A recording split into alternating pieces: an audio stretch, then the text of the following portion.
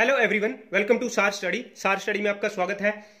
PRT का math और reasoning के पार्ट का जो आंसर की है वो यहाँ पर लेकर के आया है। इसके बाद जो पूरा क्वांट का, उसके बाद पूरा का पूरा जो मैथ आया था आपका, उसका भी आंसर की इसके नेक्स्ट वीडियो में आ रहा है। और पूरा EVS and child development pedagogy सारा का सारा यहाँ पर आंसर की हम लेके आ रहे हैं। तो नेक्स्ट वीडियो जरूर देखते रहिए। ये क्वांट और रीजनिंग का सेक्शन हमने बनाया है। यहाँ पर देखिए, जो लोग सार स्टडी यूट्यूब चैनल से जुड़े थे एग्जाम से पहले, वो लोग पक्का रीजनिंग और मैथ में 100/100 यानी कि 10 में से 10 मार्क्स पूरा का पूरा लेकर के आए होंगे। दो सेक्शन थे मैथ और रीजनिंग के, तो क्वांट और रीजनिंग के, वहां पर देखिए टोटल 20 नंबर का था, पूरा 20 नंबर लेकर के आए होंगे। जैसे मैंने तैयारी कराई थी उसी हिसाब से एग्जाम आए थे, बिल्कुल उससे भी काफी आसान लेवल का आया था। तो चलिए आपके आंसर मैच कर लीजिए और देख लीजिए आपके कितने मार्क्स आए हैं। ठीक है, फर्स्ट क्वेश्चन, एक क्वेश्चन ये था क्वांट का। ठीक है, तो यहां पर देखिए इसने देके रखा था 666/6 और बाई 3। यहां पर देखिए ये कट जाएगा 2 से, ये कट जाएगा 333, 333 इसका आंसर है। ये इसका आंसर था। ऐसे क्वेश्चन आए थे तो आपको पेन उठाने की जरूरत ही नहीं है। ठीक है, एक ये क्वेश्चन था कि x/16 is equal to 196/x। तो यहां पर आपको x की वैल्यू निकालनी। देखिए इसको क्रॉस मल्टीप्लाई जब हम करते हैं तो आ जाता है x² इज इक्वल टू है 16 × 196। यहाँ पे स्क्वायर है, हमें x का मान निकालना था, यानी कि ये है x गुना में x है, हमें एक x का मान निकालना। ये है 4 × 4 और ये आ जाता है 14 × 14, यानी कि 14 का स्क्वायर था ये। ठीक है, x गुना x था, हम एक x निकालेंगे तो x into x is equal to आ जाएगा, कितना आ जाएगा 4 × 14, यानी कि 14 चौक 56, x इक्वल टू आ जाएगा 56। 56 इसका आंसर था।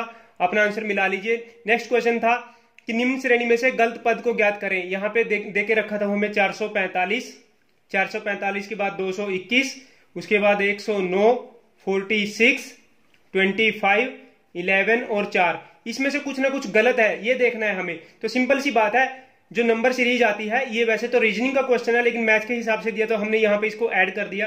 तो यहाँ पे देखिए इसकी जो सीरीज आती है, हम इनका डिफरेंस निकालते हैं। डिफरेंस कितना है? 11 और 4 के बीच में 7 का है। 7 और इसके बीच में कितना आएगा? 25 और 11 के बीच में आता है गैप 14 आ गया। ठीक है, ये कितना आ रहा है? देखिए 6 में से 1 गए 5 है ना, और 4 में से 2 गए 2, यहां पर आ रहा है 21 का। तो इसके हिसाब से देखिए यहाँ पे कुछ गड़बड़ आ गई। 7 का दुगुना 14 था, 14 का दुगुना 28 आना चाहिए था। चलिए आगे देखते हैं क्या आएगा। 9 में से 6 गए 3, ठीक है, और 10 में से 4 गए 6, 63। ओके, तो यहां पर जो आ रहा है डिफरेंस, ठीक है, 11 में से 9 गए 2 और यहां पर बच गया 1 और 1, 112। यहां पे 112 है, 112 और इसका डिफरेंस जो आएगा, इसका डिफरेंस आएगा 4 में से 2 और 2। देखिए 7 का दुगुना 14 है यहां पर, यानी कि 2 से मल्टीप्लाई हो रहा है। यहां पे देखिए 112 का दुगुना 224, यानी कि डबल डबल होता जा रहा है, ये लास्ट तक भी डबल हो रहा है, यानी कि यहां पर कुछ गड़बड़ हुई है। ये कितना होना चाहिए था? ये इसका मतलब 28 होना चाहिए था। ठीक है, और ये 28 दूनी 56 होना चाहिए था। ठीक है, क्योंकि 56 दूनी 112 हो गया। देखिए यहां पर सारा का सारा 2 से 2 मल्टीप्लाई हो रहा था, यानी कि गड़बड़ कहां पर आ रही है?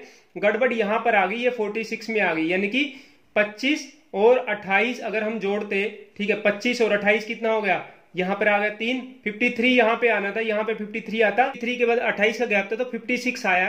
ठीक है, अगर 53 में हम 56 ऐड करते हैं तो 6 और 3 9, 5 और 5 10, 109। 109 तभी आ रहा है जब हम 53 में 56 जोड़ेंगे। तो यहां पर देख लीजिए ये जो संख्या है, यानी कि ये जो 46 है, ये बिल्कुल गलत है। बाकी तो आगे बिल्कुल सही का सही आ रहे हैं। ठीक है, तो ये जो संख्या है ये गलत दी थी 46, तो इसका आंसर आएगा हमारा 46। तो 46 कहां पे है? ये था, ये इसका सही आंसर है। निम्न में से कौन सी भिन्न सबसे छोटी है?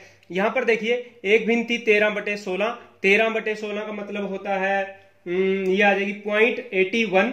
उसके बाद आएगा 17/21। 17/21 आएगी हमारी 0.80 समथिंग।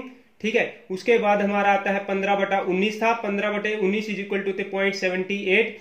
एंड उसके बाद आई थी 7/8। 7/8 इज इक्वल टू 0.87। देखिए 0.87, 0.78, 0.80, 0.81। तो सबसे छोटी कौन सी? 0.78, यानी कि 0.78 है 15/19। तो ये जो आपकी छोटी भिन्नती सबसे छोटी है, यही इसका आंसर है। यदि एक समबाहु त्रिभुज की भुजा 20% कम कर दी जाती है तो इस त्रिभुज के क्षेत्रफल में कितनी कमी होगी? समबाहु है त्रिभुज एक, ठीक है, जिसकी तीनों की तीनों भुजाएं समान है, ये और ये। ठीक है, इसका जो क्षेत्रफल होता है आप इसको ऐसे निकाल सकते हैं 3/4 × a का स्क्वायर। ठीक है, लेकिन इसको मैं एक सिंपल से फॉर्मूले से निकाल के दिखा रहा हूँ। इसको ऐसे भी निकालेंगे, ठीक है। जैसे मान लो कि त्रिभुज की पहले 100 थी भुजाएं, ठीक है। इसको 100 इंटू 100 कर देना, उसके बाद डिफरेंस निकाल लेना, उसके बाद 80 इंटू 80 कर देना।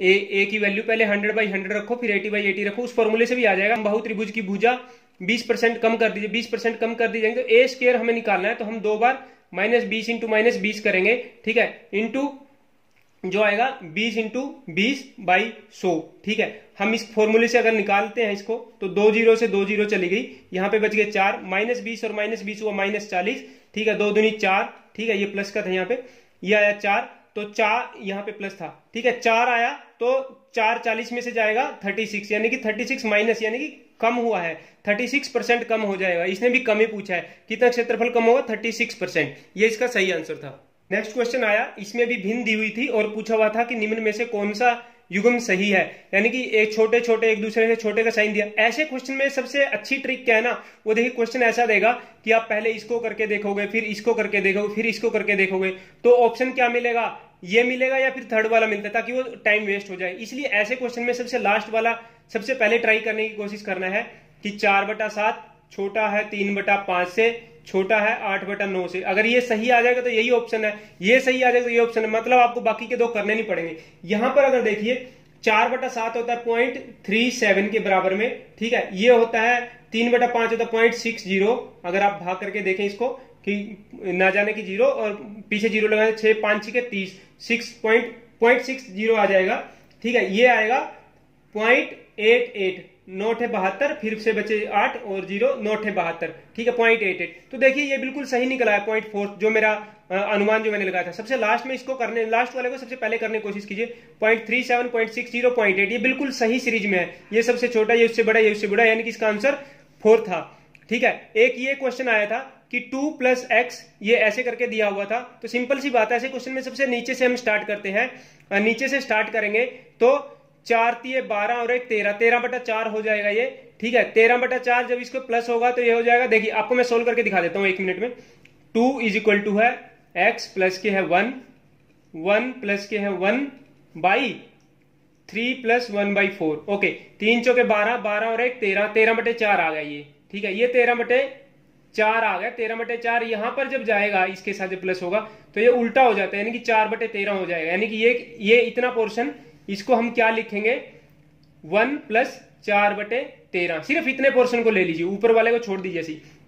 तो यहाँ पे 13 एकम 13 और 4 17, 17/13 हम इसको लिखेंगे, ठीक है। ये पूरा का पूरा पोर्शन अब 17/13 आ गया, यानी कि 17/13 क्या आया, 2 = है x + 1/17/13। 17/13 यहां पर है तो देखिए ऊपर जब जाएगा तो 13/17 हो जाएगा, यानी कि 2 = आएगा x + 13/17। तो ये क्या आ जाएगा, 17x + 13, ठीक है। ये आ जाएगा 2 = है 17x प्लस के है 13/17। 17 उधर जाके मल्टीप्लाई हो जाएगा 34, यानी कि इसको हम उधर जाके गुना कर देंगे 17 को, ठीक है। इधर से निकल जाएगा 34, ठीक है। ये आ जाएगा 34 और इधर 13 था वो माइनस हो जाएगा जाके 34 - के 13, ठीक है, = है 17x, ठीक है। ये आएगा, यहां पर आ गया 1, ठीक है, और 3 में से गए 2, = है 17x, ठीक है, = है 17x। x यहां पे गुना में है, उधर जाके क्या हो जाएगा, भाग हो जाएगा, तो ये x = आ जाएगा 21/17। 21/17 अगर ऑप्शन में है तो देख लीजिए, 21/17 सेकंड ऑप्शन है, ये इसका सही आंसर था। एक रेलगाड़ी, क्वेश्चन आया था मैथ का, ये 180 किलोमीटर प्रति घंटे की रफ्तार से चल रही है, उसकी गति अगर मीटर प्रति सेकंड में निकालेंगे तो क्या आएगी। सिंपल सी बात है, वो 180 किलोमीटर प्रति घंटा चल रही है, यानी कि किलोमीटर के हिसाब से चले, हमें मीटर में कन्वर्ट करना है। मीटर में कन्वर्ट करना है तो इसको 1000 से हम मल्टीप्लाई कर देंगे, यानी कि इतने मीटर बन जाएगा किलोमीटर का। प्रति सेकंड निकालनी है, घंटा, 1 घंटे में कितनी मिनट होती है, 60 मिनट, और 60 मिनट में कितनी सेकंड होती है, 60 सेकंड। यहां पे मल्टीप्लाई कर दो, 1 0 ये चली गई, 1 0 ये चली गई, 6 3 18 30, 6 कम 6 6 5 30, ठीक है। 5 × 10 आएगा 50, ठीक है। इसका आंसर आएगा 50 मीटर पर सेकंड, 50 मीटर पर सेकंड, ये इसका सही आंसर था। ये एक क्वेश्चन आया था ऐसे वर्गमूल वाला, बिल्कुल इजी क्वेश्चन देके रखे थे, पता नहीं इतना इजी एग्जाम क्यों आया, मतलब आपको पेन भी उठाने की जरूरत नहीं थी, इतना इजी है। लास्ट टाइम इतना इजी नहीं था, लास्ट टाइम थोड़ा हार्ड था, तो इस बार बहुत ही ज्यादा इजी दिया, चाहे वो टीजीटी हो, चाहे वो पीजीटी हो, या फिर वो पीआरटी हो, सब लेवल में बहुत ही ज्यादा इजी दे दिया इस बार एग्जाम। चलिए अच्छा है, बच्चों के लिए अच्छा रहेगा, ठीक है। ये आया है 18 गुना 14 गुना में x इज इक्वल टू है 84। यहाँ पे x की वैल्यू हमें निकालनी है। तो यहाँ पर देख लीजिए, इसको टुकड़ों में तोड़ लीजिए वर्गमूल से बाहर निकालने के लिए। बड़ी गुना मत कीजिए, छोटा छोटा कीजिए। 2 2 तिया 6 6 तिये 18, यानी कि ये बन गया 14 आ गया। 2 गुना में 7 इंटू एक्स था, ठीक है। हमारे पास एक 3 का पेयर बन गया, एक हमारे पास 2 का पेयर बन गया, यानी कि इसको 2 गुना में 3 और अंदर बचेगा 7x इज इक्वल टू है 84। 2 गुना में 3 हो गए 6, 6 इधर है तो इधर क्या आ जाएगा, भाग आ जाएगा, इधर गुना में था, यानी कि 7x इज इक्वल टू आ जाएगा 84/6। ये आ जाएगा 14, 14 6 84 होता है ना, कट के आ जाएगा 14। 14 आया तो इधर वर्गमूल हम इसका स्क्वायर कर देंगे, यानी कि 7x इज इक्वल टू आ जाएगा 14 गुना 14, यानी कि 14 का स्क्वायर।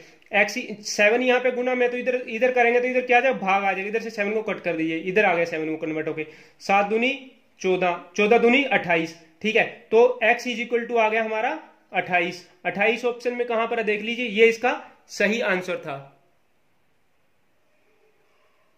नेक्स्ट क्वेश्चन आया है, वर्गमूल में 0.0025 है और यहां पर वर्गमूल में है 2.25। ये भी बिल्कुल इजी क्वेश्चन था, आपको इसमें भी पेन उठाने की जरूरत नहीं। अगर इसका वर्गमूल निकाले तो 25 का वर्गमूल क्या आता है, 5, ठीक है। और 2 जीरो का आ जाएगा 1 जीरो, तो सिंपल सी बात है, ये आ जाएगा 0.05 इसका वर्गमूल आ जाएगा, ठीक है। प्लस 225, यानी कि 15 15 225 होते हैं, ये 15 का वर्गमूल है, यहां पर आएगा 15, ठीक है।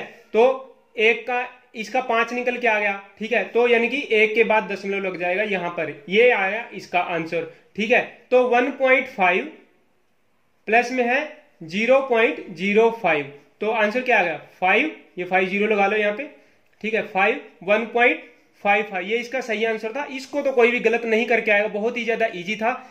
ये आपका पॉइंट सेक्शन पूरा होगा। इसमें मैंने एक रीजनिंग का क्वेश्चन भी करा दिया, इसके तुरंत बाद आप देख लीजिए, नेक्स्ट नीचे आपको मिल जाएगी रीजनिंग की वीडियो। रीजनिंग का जो ये क्वेश्चन आपको दिखाई दे रहे हैं, ये और बाकी के रीजनिंग के क्वेश्चन सारे उसमें सोल्व करके दिखाए गए हैं, देखते रहिए। Best of luck.